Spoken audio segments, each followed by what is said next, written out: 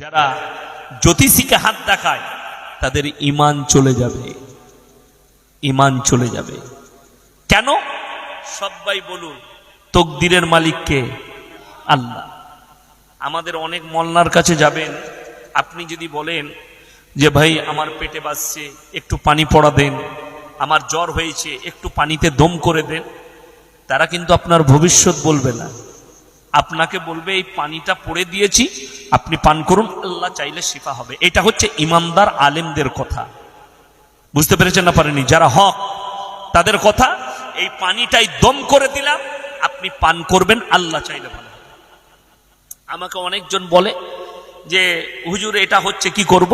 আমি বললাম ভাই 11 বার সূরা ফাতিহা পড়ো, 4 কুলটা একবার করে পড়ো, পানিতে ফুঁক দিয়ে পান করো, আল্লাহ চাইলে শিফা হবে।